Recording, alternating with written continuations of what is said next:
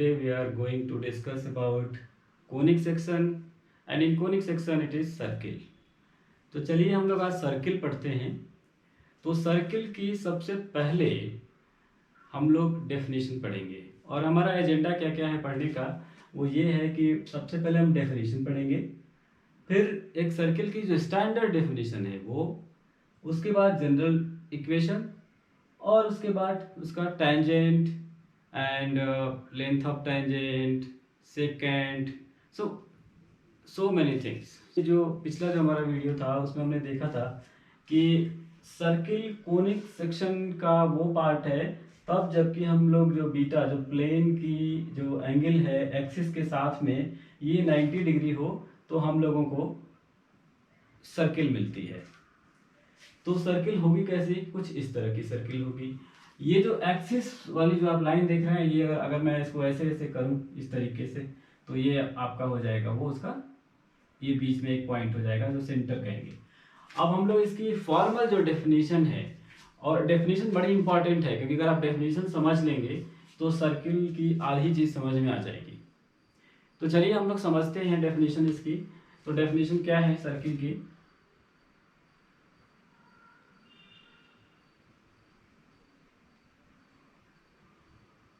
definition: a circle is a set of points in such a way that the distance of these points is always constant from a fixed point.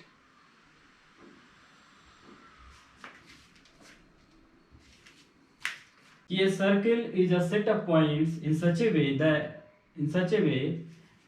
the distance of these points is always constant from a fixed point. अब हम लोग इसमें दो चीजें आई कि पहली चीज तो एक सेट ऑफ पॉइंट्स है। ये सेट ऑफ पॉइंट्स जो हैं एक फिक्स्ड पॉइंट से हमेशा कांस्टेंट डिस्टेंस पे होंगी। अब ये जो फिक्स्ड पॉइंट है इसमें दो चीजें आई, फिक्स्ड पॉइंट और ये है आपका ये डिस्टेंस जो कि कांस्टेंट है।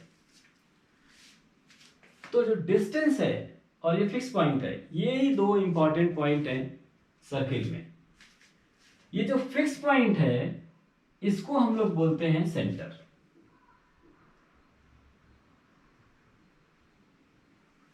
और ये जो कांस्टेंट डिस्टेंस है इसको बोलते हैं हम लोग रेडियस।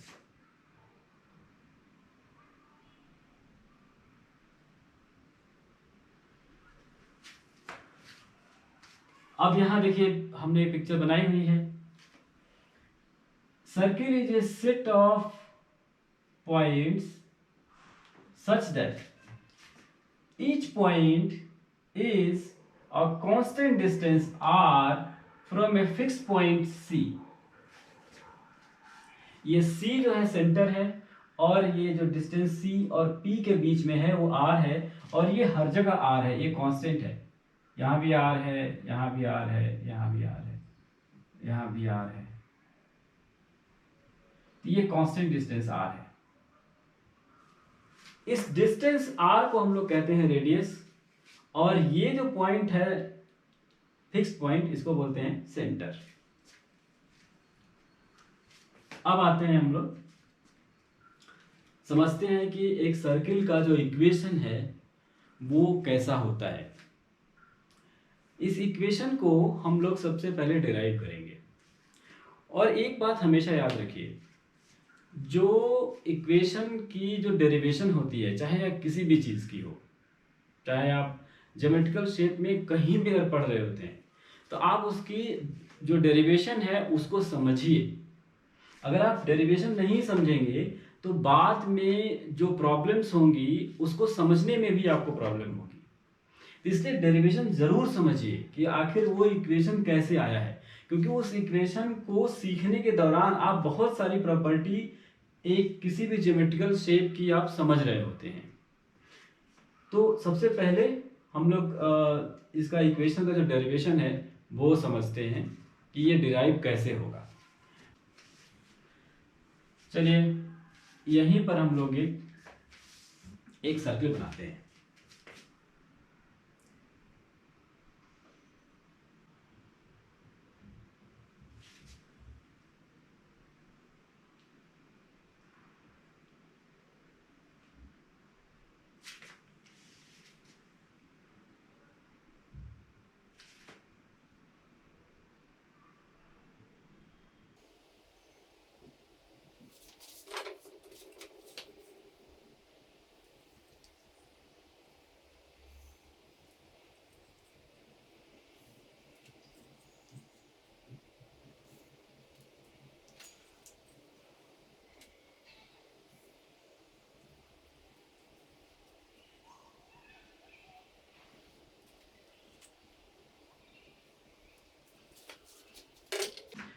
चलिए हम सर्किल का इक्वेशन देखते हैं, हम कैसे डिराइव करेंगे सर्किल के इक्वेशन को। तो मान लीजिए कि ये एक सर्किल है, इसका एक सेंटर है C, और इस सेंटर का जो कोऑर्डिनेट मैं मान के चलता हूँ आपको, मान लीजिए ये यहाँ से H है, यहाँ से यहाँ तक ये K है, तो ये हो गया आपका H K। अब क्योंकि हम लोग इक्वेशन निकालना है तो हम मान लीजिए कोई भी एक जेनरिक पॉइंट है P और P है XY। तो ये XY की का अगर वैल्यू हम लोग निकाल पाए किस HK के फॉर्म में, और यहाँ से C और P के बीच में हमने कहा है कि इसको बोलते हैं हम लोग रेडियस, ये जो कि हमेशा कांस्टेंट वैल्यू होती है। तो अगर हम लोग इस XY को HK और R के टर्म में हम लोग डिराइव कर पाए तो हम लोग उसको बोलेंगे कि ये इक्वेशन ऑफ ए सर्किल है। इसके लिए हमने सबसे पहले एक कंस्ट्रक्शन किया है। कंस्ट्रक्शन में कुछ नहीं किया, सिंपल एक सर्किल बना दिया जिसका ये पॉइंट C H K और ये कोई भी जनरल पॉइंट है P X Y। अब ये क्योंकि ये सेंटर है C और P कोई भी पॉइंट है तो इसके बीच का जो डिस्टेंस होगा वो R होगा, जो कि रेडियस हम लोग कहेंगे। तो अब इतने की ही ज़रूरत है।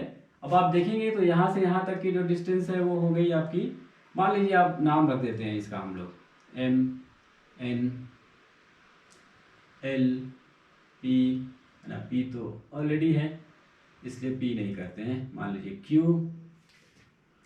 यहाँ पर भी नाम लिख देते हैं A और B। तो हमने सारे पॉइंट्स के नाम रख लिए। तो अब देखिए OA K होगा और OM H है, ON जो होगा वो क्या होगा X, है ना, ये X है, और ये पूरा यहां से यहां तक ये Y है। ठीक है, यही है। अब ये बहुत सिंपल है, इसका डेरिवेशन जो है सर्किल का जो डेरिवेशन है वो बहुत ही सिंपल है। कैसे?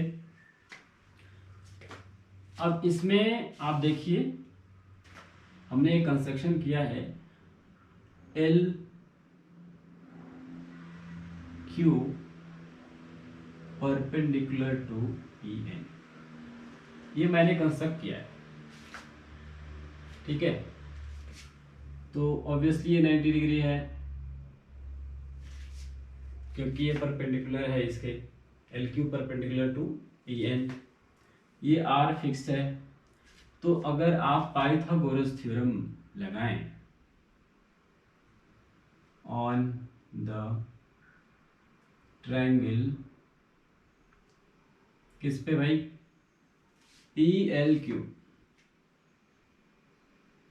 Q, सो ये देखो हाइपोटेनस है CP square is equal to LQ square plus PQ square. ये तो बड़ा सिंपल सा है, यहाँ तक समझ में बात आ गई, सिंपल है। अब हम लोग क्या करेंगे, CP तो पता ही है कि R है, CP तो पता ही है कि R है, हमको LQ और PQ निकालना है। तो LQ क्या है जरा देखो तो यहाँ पर LQ is equal to AQ minus AL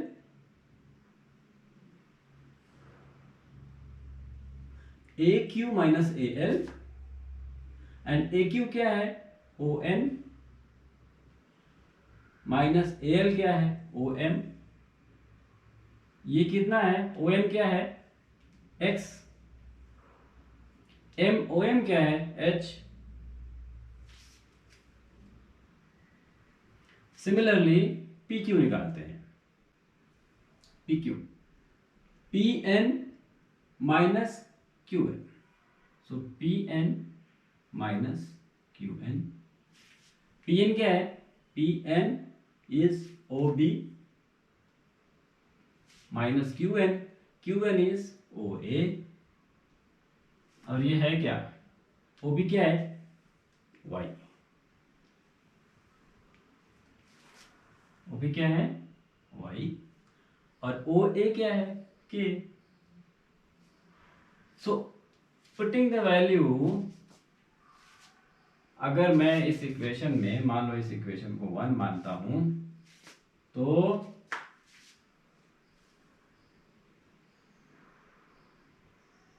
putting the values of LQ and PQ, LQ and PQ in 1, क्या होगा भाई CP square,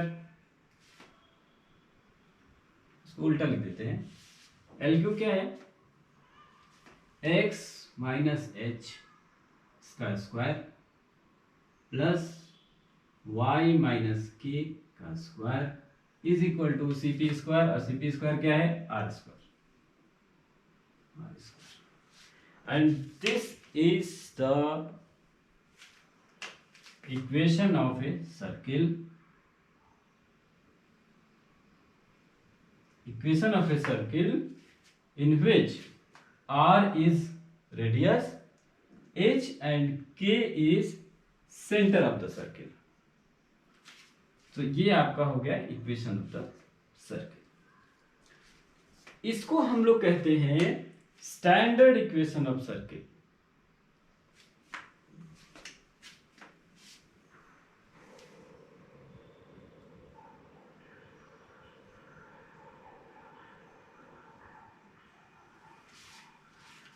standard equation of